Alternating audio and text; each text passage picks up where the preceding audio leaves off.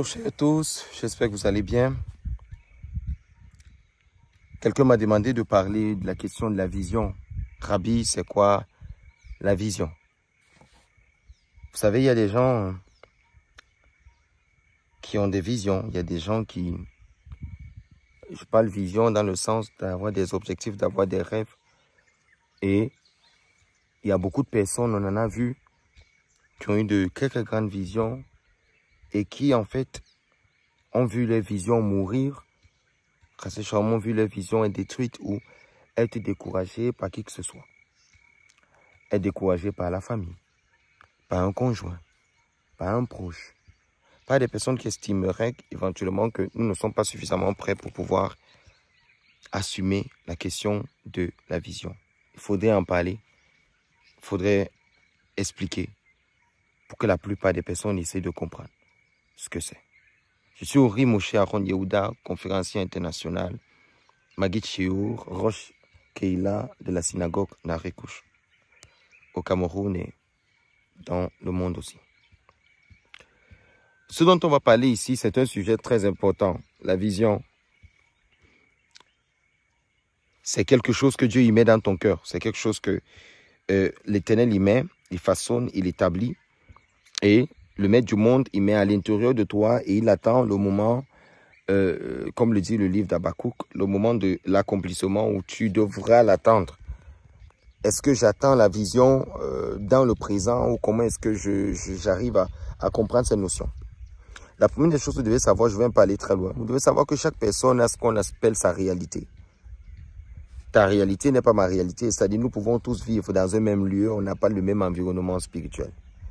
Ça se pressent sur les rapports que nous avons avec les différents individus, les rapports que nous avons avec des voisins.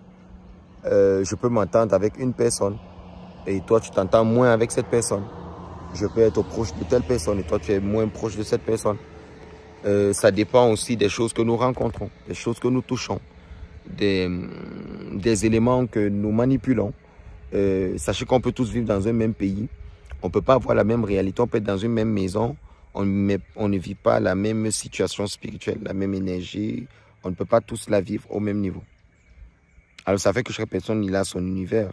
Et c'est la preuve encore que s'il y a 1000 personnes sur la terre, comme le dit le Midrash Talpiot, il faut savoir que c'est 1000 réalités, c'est 1000 personnes, c'est 1000 individus, c'est 1000 univers.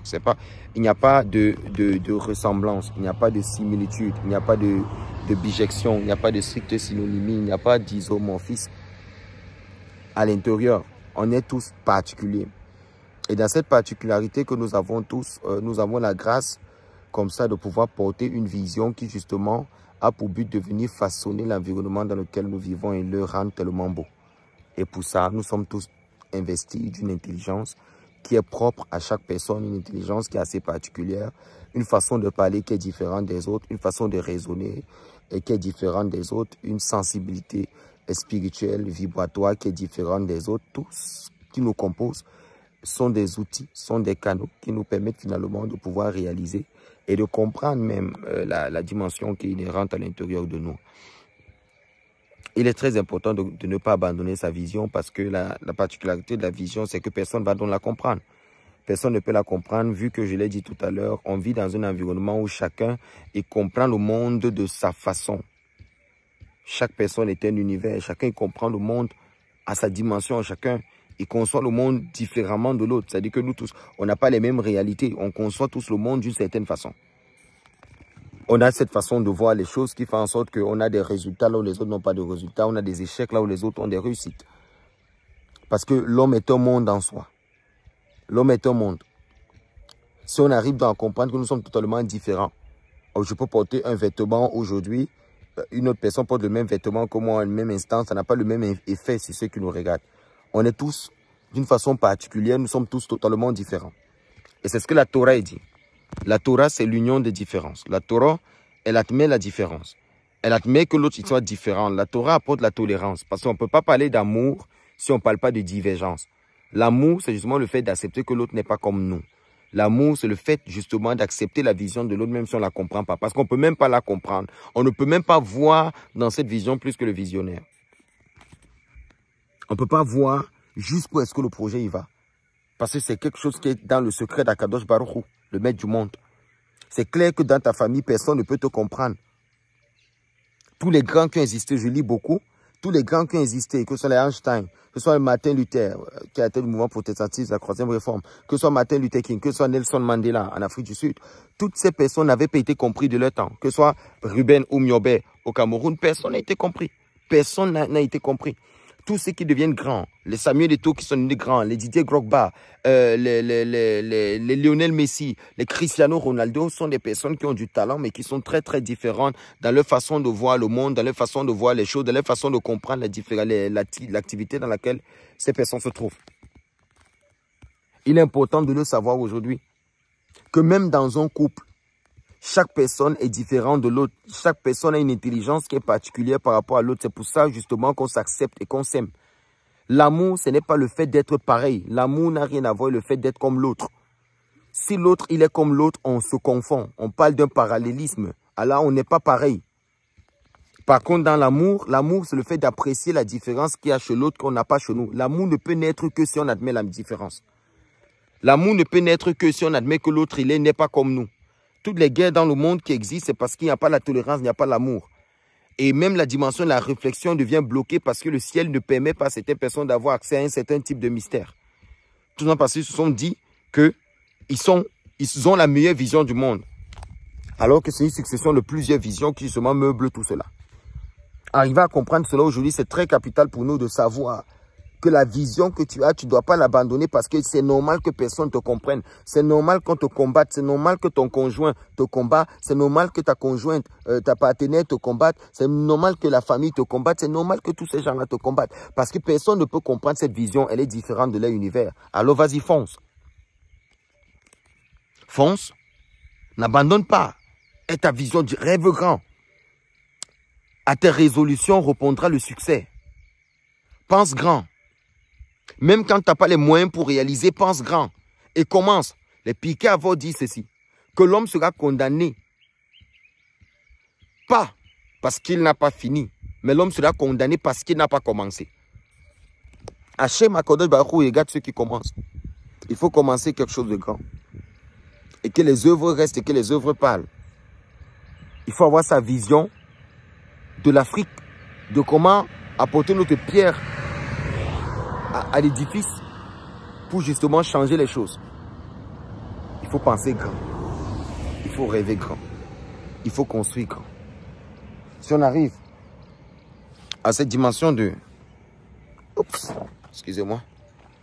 Si on arrive à ce niveau de comprendre les choses de cette façon-là, on pourra aller très loin. Accepter les autres. Quand quelqu'un vous explique un problème, une difficulté qu'il a, qu'il rencontre, arrêtez souvent de trop raisonner. Parce que je vais te dire, si tu as un problème, tu peux avoir une facilité à le résoudre. Mais l'autre a le même problème, il n'a pas cette facilité à résoudre ce problème-là. Parce qu'on n'est pas pareil. Tu peux arriver quelque part, tu as l'intelligence, tu parles, les gens t'écoutent. L'autre, il arrive, il a l'intelligence, il parle, les gens ne l'écoutent pas. Parce qu'il y a plusieurs facteurs de compréhension qui entrent à l'intérieur. La vision, elle a des aspects. Il ne faut pas douter des gens. Il faut donner les gens la capacité de réussir. On est protégé parce qu'on est innocent. On n'est pas protégé parce qu'on est coupable. Être innocent dans sa façon de voir les gens, dans sa façon d'entendre les choses, être quelqu'un d'assez ouvert d'esprit, c'est ce qui apporte justement les portes ouvertes. On a les gens, ils ont des problèmes. Les gens, il ne faut jamais dire non, ça ne peut pas être possible parce que tu ne connais rien de tout ça. Ouais. Il a une difficulté, c'est tout. Il ne faut pas trop chercher. Il y a des gens, ils ont des problèmes. Ils ont besoin de quelqu'un qui va leur donner un sourire. Bah, donne le sourire, c'est tout. Il ne faut pas beaucoup raisonner quand quelqu'un a un problème. Si tu peux l'aider, tu l'aides. Il ne faut pas dire non, ça, c'est pas possible. Ça ne peut pas marcher. Il ne faut pas faire ça. Il ne faut pas faire ça. Parce que c'est le ciel qui apporte des solutions. C'est ça la vision, il ne faut pas l'abandonner. Il faut rêver grand. Tout le monde va t'abandonner dans ta vision, tu sais. Tout le monde, personne ne va croire en toi. Hein. On va estimer que tu sais plus ce que tu fais ou que tu ne vas pas arriver au bout de tes projets. Ben, c'est à tes résolutions que répondra le succès. Ta détermination. Il ne faut jamais abandonner ses rêves. Il ne faut jamais abandonner. Il ne faut jamais abandonner. Il Il ne faut jamais abandonner ses rêves. Il faut être capable de les mettre sur pied, de les réaliser. Il ne faut pas abandonner. Il ne faudrait pas abandonner. Soyez bénis, soyez abondamment bénis. C'était le Rabbi Ori Moshe Yehuda. Soyez bénis. Nous sommes au site de Narekouche. Nous sommes en train de construire un centre spirituel, une synagogue où les gens pourront venir prier. N'hésitez pas, s'il y a des gens qui voudraient aider avec un sac de ciment, avec un papin, il ne faut pas hésiter, vous entrez en contact et puis une bonne œuvre. Nous avons l'intention également d'aider beaucoup d'enfants de la rue, essayer de donner à manger aux gens, essayer de faire l'œuvre d'Hachem, quoi. Du recède, de la bonté. Soyez abondamment bénis. La journée elle est très belle aujourd'hui. Le ciel, une fois de plus, accorde sa grâce. Alors, à la prochaine. Parce que je voulais parler de la vision pour essayer d'encourager quelqu'un. Voilà. Shalom.